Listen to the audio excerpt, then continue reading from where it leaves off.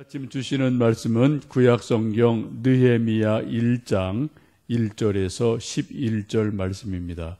구약성경 726면 구약 726면 느헤미야 1장 1절에서 끝절까지 함께 합독하시겠습니다. 하가랴의 아들 느헤미야의 말이라. 아닥사스다 왕 제20년 기슬르월에 내가 수산궁에 있는데 내 형제들 가운데 하나인 하나니가 두어 사람과 함께 유다에서 내게 이를 얻기로 내가 그 사로잡힘을 면하고 남아있는 유다와 예루살렘 사람들의 형편을 물은즉 그들이 내게 이르되 사로잡힘을 면하고 남아있는 자들이 그 지방 거기에서 큰 환난을 당하고 능욕을 받으며 예루살렘 성은 허물어지고 성문들은 불탔다 하는지라. 내가 이 말을 듣고 앉아서 울고 수일 동안 슬퍼하며 하늘의 하나님 앞에 금식하며 기도하여 이르되 하늘의 하나님 여호와 크고 두려우신 하나님이여 주를 사랑하고 주의 계명을 지키는 자에게 언약을 지키시며 긍휼을 베푸시는 주여 간구하나이다. 이제 종이 주의 종들인 이스라엘 자손을 위하여 주야로 기도하오며 우리 이스라엘 자손이 주께 범죄한 죄들을 자복하오니 주는 귀를 기울이시며 눈을 여시사 종의 기도를 들으시옵소서. 나와 내 아버지의 집이 범죄하여 주를 향하여 크게 악을 행하여 주께서 주의 종 모세에게 명령하신 계명과 율례와 규례를 지키지 아니하였나이다.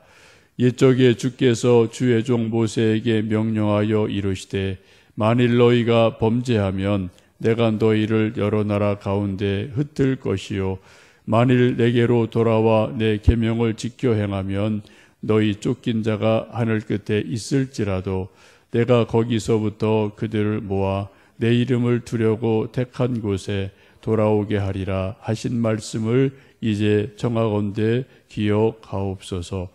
이들은 주께서 일찍이 큰 권능과 강한 손으로 구속하신 주의 종들이요 주의 백성이니이다. 주여 구하오니 귀를 기울이사 종의 기도와 주의 이름을 경외하기를 기뻐하는 종들의 기도를 들으시고 오늘 종이 형통하여 이 사람 앞에서 은혜를 입게 하옵소서 하였나니 그때 내가 왕의 술관원이 되었느니라. 아멘. 예, 오늘부터 한 주간 느헤미야서를 읽게 되십니다. BC 586년에 유대가 바벨론에 의해서 포로가 되고 솔로몬의 성전이 파괴가 되고 모든 왕족, 귀족, 쓸만한 사람은 다 바벨론으로 포로로 잡혀가게 됩니다. 이 포로로 잡혀간 사람 중에는 왕도 있고요. 수많은 귀족도 있고 당시 활동하던 선지자 에스겔도 포로로 잡혀갑니다. 또 그리고 그들 포로의 후대들로서 다니엘 또 느헤미야 이런 사람들이 등장을 하게 됩니다. 사람이 자기 조국을 떠나서 외국에 살면 고국에서 들려오는 소식들이 아주 크게 들리고요. 민감하게 들리는 일들이 있습니다. 여러분 외국에서 오랜 동안 계셨다 오시는 분도 계실 터이고 또 지금 여러분의 자녀들이 외국에서 이민하든 혹은 유학하는 자녀들이 있을 터인데 가끔 우리나라는 그냥 평범하게 느낄 수 있는데 남북 관계가 좀 어려워지든지 무슨 국지전이 일어나면은 외국에선 크게 들리는 경향이 있어서 막 전화를 하고 염려하고 괜찮은지 안부를 묻는 그러한 일들을 여러분 경험해 보신 적이 있을 겁니다.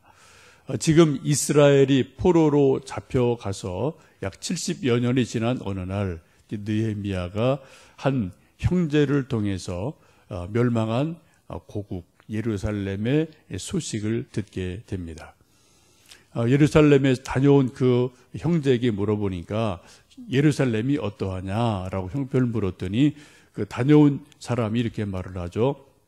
포로로 잡혀오지 않은 몇몇 사람들이 있는데 큰 환난 가운데 살고 있다. 우리 식으로 말하면 근근덕신 겨우겨우 그냥 목숨만 연명하고 있다라고 말을 하면서, 근데 성사학자들의 지금 뭐 해석인데요. 근데 예루살렘에 남은 백성을 약 1,500명 정도로 보는 학자들이 있습니다. 이게 그 큰 성읍이 아주 뭐 정말 거대했던 성읍이 다 망가지고 성벽도 무너지고 성문도 다 불타 없어지고 솔로몬 성전 사라졌고 또 왕궁도 불타서 없어지고 다 이런 뭐 그런 거 보시잖아요. 옛날 전쟁하면 소위 초토화라는 것을 지키잖아요. 그래 불을 뭐 질러서 집이나 뭐 이런 것들 다 불태워버리는 그런 게 뭐 옛날에 전쟁 방법이었지 않습니까? 지금 예루살렘이 그런 형편에 있는 거죠. 그래가지고 소수의 사람만 그냥 거기 남아서 겨우 뭐 포도원 가꾸고 그냥 먹고 사는 그 정도의 도시. 마치 유령 도시같이 변한 그러한 곳에 정말 아주 천민들 몇 사람만 옹기종기 여기저기 살고 있다. 그러한 이야기를 듣게 됩니다. 이 말을 들은 느헤미야의 가슴이 미어지고 큰 슬픔을 느끼게 됩니다.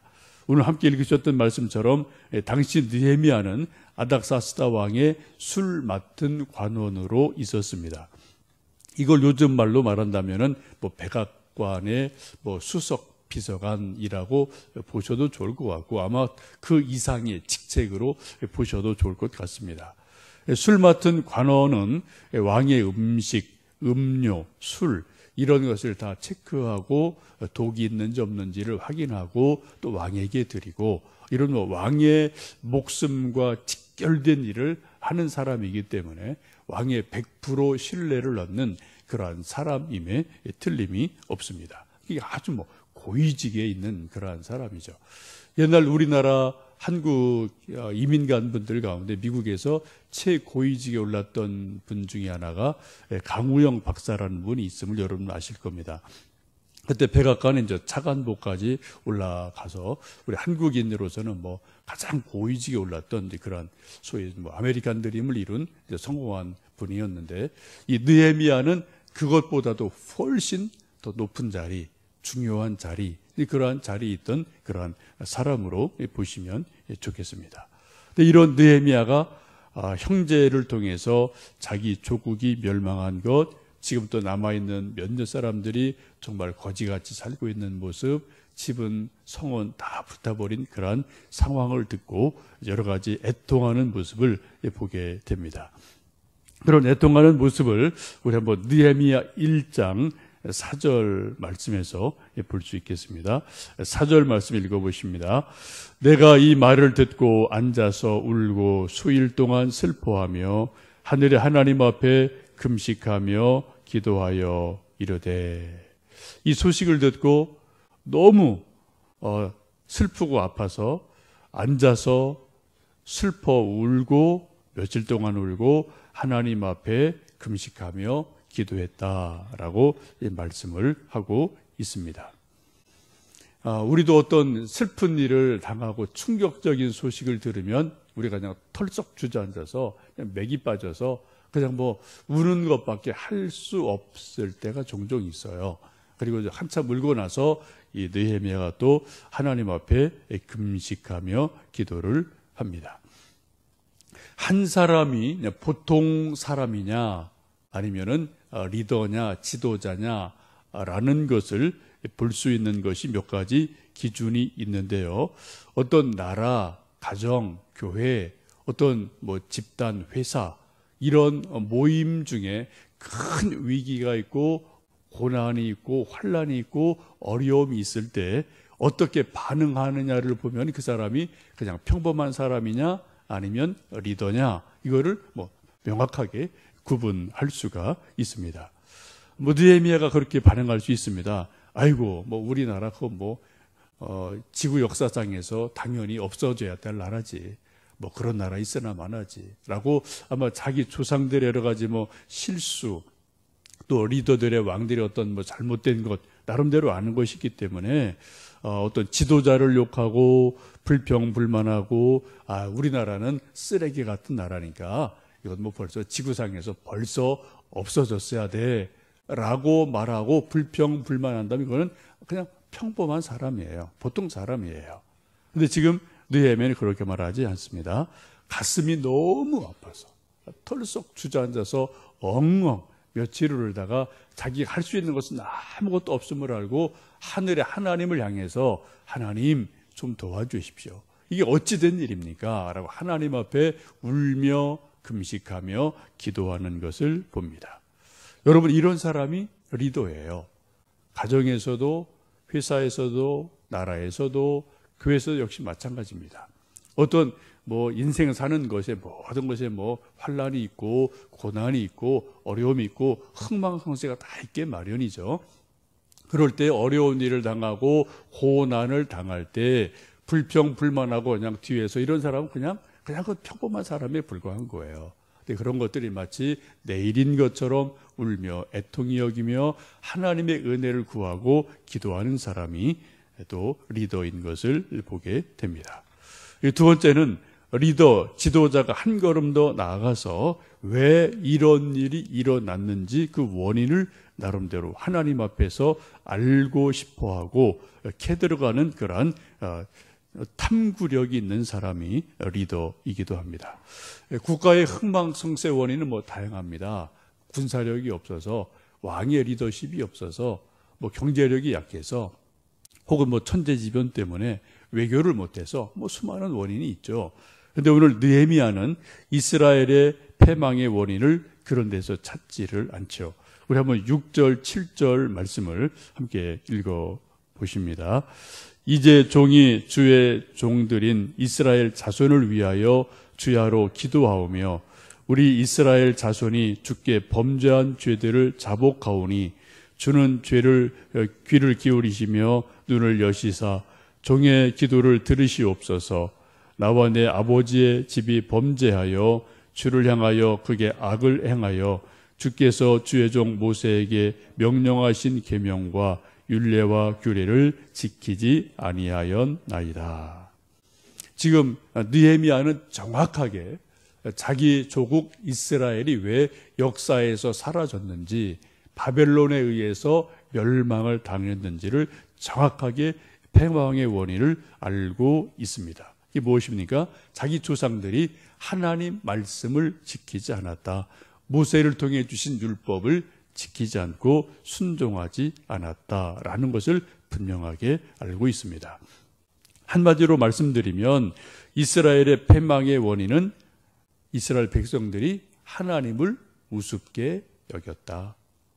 하나님 말씀을 알고도 순종하지 않았다. 하나님을 무시했다. 그래서 하나님이 이스라엘을 버렸다. 하나님이 이스라엘을 무시해 버렸다. 라는 그러한 것에 아주 명백하게 그 원인을 찾아가게 됩니다. 하나님에 대한 불순종, 하나님 말씀을 무시함, 이것이 패망의 원인임을 알게 되죠. 지금 이것을 이제 영적인 것으로 해석을 하고 있는 거죠. 어떤 정치, 경제, 외교, 군사 이런 것으로 해석하는 것이 아니라 영적인 눈으로 살펴보니까 그 근본 원인은 하나님을 버린 거다. 말씀을 버린 거다. 하나님을 무시한 거다.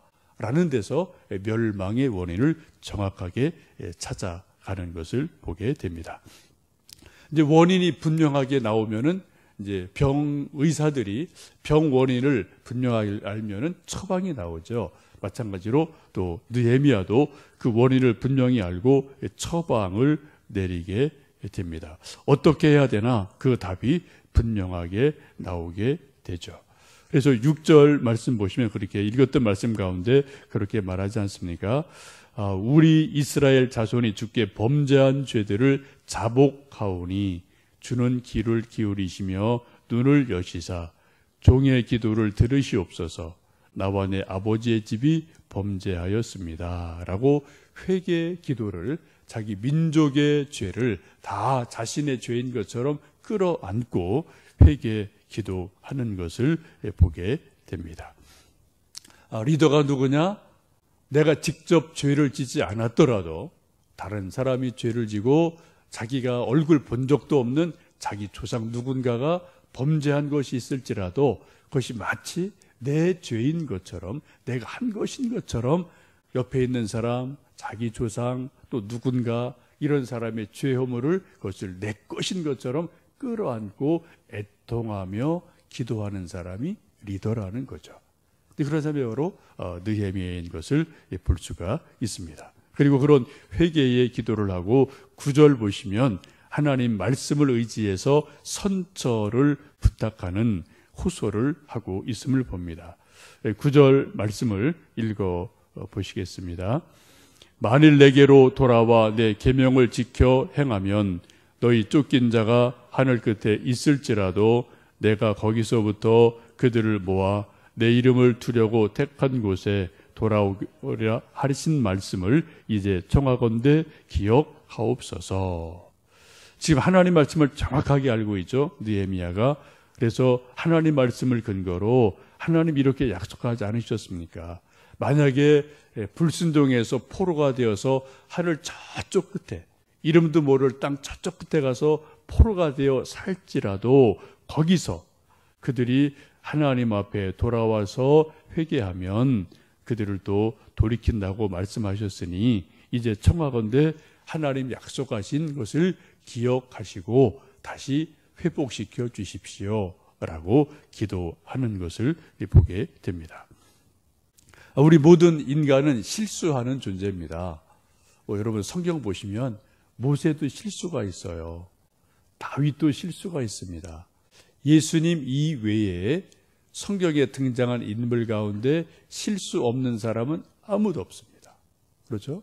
크고 작고 한 번, 두 번 횟수의 문제, 크냐 작으냐의 문제이지만 여러분 성경에 등장한 인물 가운데 실수 없는 사람은 아무도 없어요. 베드로도 그랬죠. 사도 요한도 그랬습니다. 사도 바울도 그러고요. 다 실수가 있는 게 인간이에요.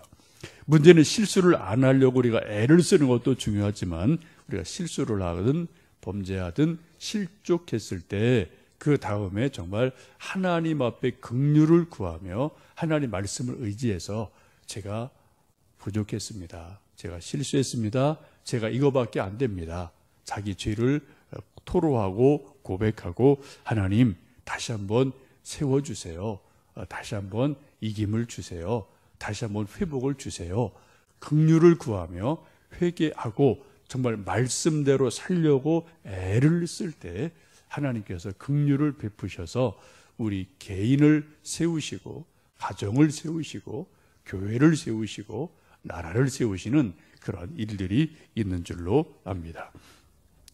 이스라엘 역사를 거슬러 올라가면 지금 이스라엘이 작은 나라이지만 그래도 세계에서는 나름대로 여러 가지 영향력을 미치고 있는 그런 나라죠. 국가로서 흩어진 유대인도 마찬가지거든요. 이런 것을 쭉 거슬러 올라가면은 약 2500년 전에 느헤미야라는 걸출한 믿음의 사람, 기도의 사람, 참으로 애통하며 슬퍼하며 회개하는 하나님의 사람 느헤미야가 있었기 때문에 지금 21세기에 이스라엘이 있습니다. 이건 단절이 안 해요. 역사는 계속 연결되고 다 이렇게 연결되게 마련입니다. 여러분, 우리도 지금 오늘 이처럼 살아갈 수 있는 것은 우리 믿음의 선배들이 나라 위해서 눈물 흘리고 피 흘리고 기도하신 것들이 있고요.